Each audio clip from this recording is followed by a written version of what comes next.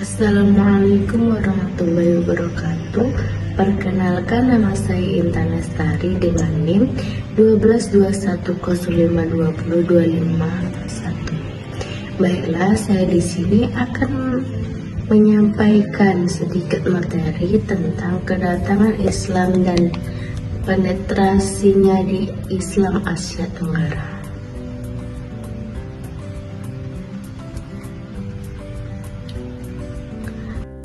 Kedatangan Islam di Asia Tenggara.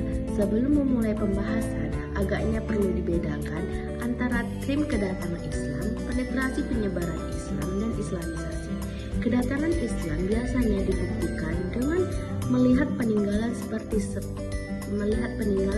prasasti, batu bertulis, batu nisan, dan lain-lain. Dari bukti inilah kemudian diperkirakan awal kedatangan Islam di suatu tempat tertentu. Kedatangan Islam di suatu tempat tidak selalu berarti bahwa masyarakat setempat telah menganut Islam. Konversi Islam suatu masyarakat sering berselang waktu setengah abad dengan kedatangan Islam itu sendiri. Sedangkan Islamisasi merupakan suatu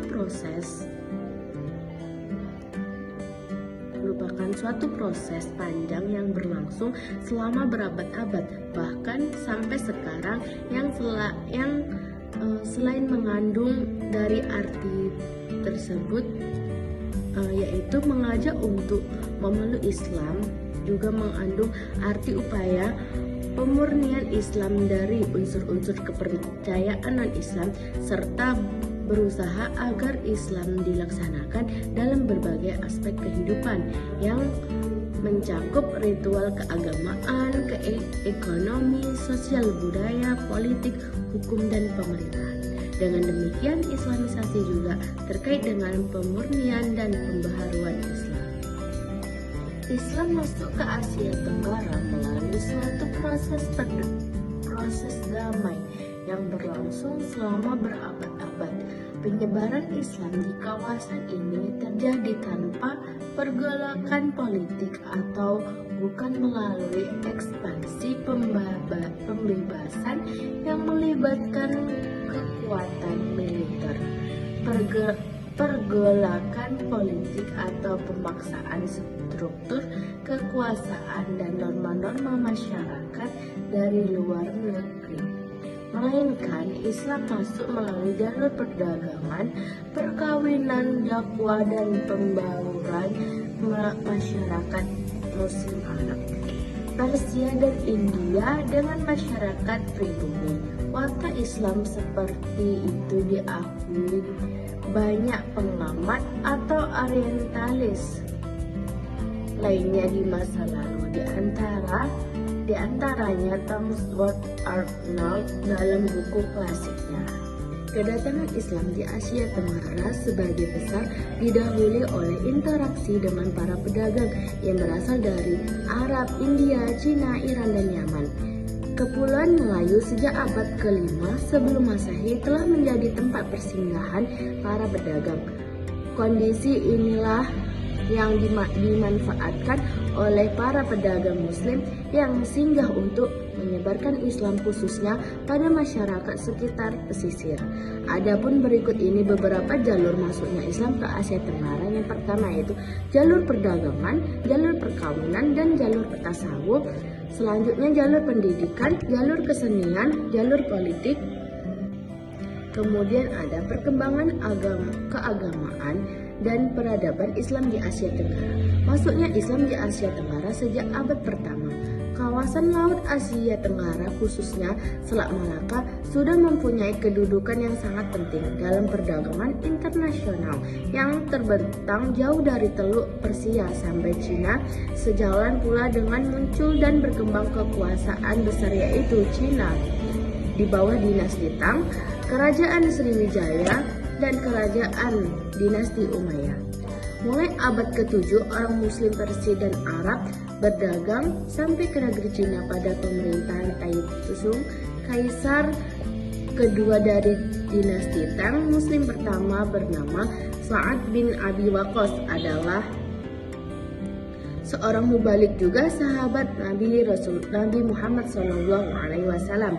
Ia mendirikan Masjid bernama Wazin Zi yang artinya Masjid Kenangan Nabi Cando. Sampai sekarang Muslim Cina membanggakan sejarah perkembangan Islam di negeri mereka yang langsung dibawa oleh sahabat Nabi. Materi selanjutnya yaitu penetrasi Islam di Asia Tenggara. Penetrasi Islam di Asia Tenggara secara umum dapat dibedakan ke dalam 3 tahap. Pertama, penetrasi dimulai dengan kedatangan Islam dalam ditandai dengan kemerosotan dan kehancuran kerajaan Majapahit pada abad ke-14 dan 15. Pada penetrasi tahap pertama, penyebaran Islam masih relatif terbatas di kota-kota pelabuhan. Peran pedagang dan ulama yang sekaligus guru-guru tarekat beserta murid-muridnya sangat besar dalam penyebaran Islam. Pada tahap pertama ini, Islam diwarnai dengan tasawuf dan mistik.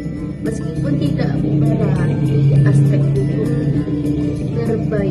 terabaikan, dimensi tasawuf tetap unggul dalam tahap Islamisasi ini setidaknya sampai abad ke-17.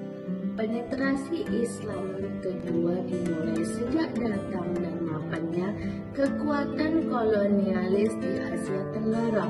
Belanda berkuasa di Indonesia, Inggris di Semenanjung Malaya, dan Spanyol di Filipina sampai abad ke-19.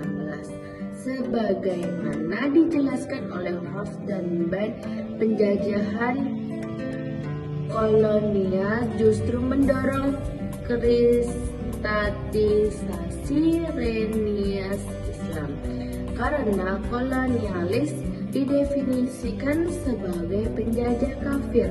Akhirnya Islam tampil sebagai satu-satunya wadah yang mampu memberikan identitas diri dan menjadi faktor pemersatuan masyarakat pribumi yang terbelah oleh berbagai faktor sosial dan kultural dalam menghadapi penjajahan Barat. Penetrasi Islam ketiga bermula pada awal abad ke-20, ditandai dengan liberalisasi kebijakan pemerintahan kolonial, terutama Belanda di Indonesia. Karena Kristen sudah terlanjur dihubungkan dengan penjajah yang sulit dijadikan mekanisme pertahanan diri penduduk Nusantara pada umumnya. Cukup sekian materi yang dapat saya sampaikan, kurang lebihnya mohon maaf. Wassalamualaikum warahmatullahi wabarakatuh.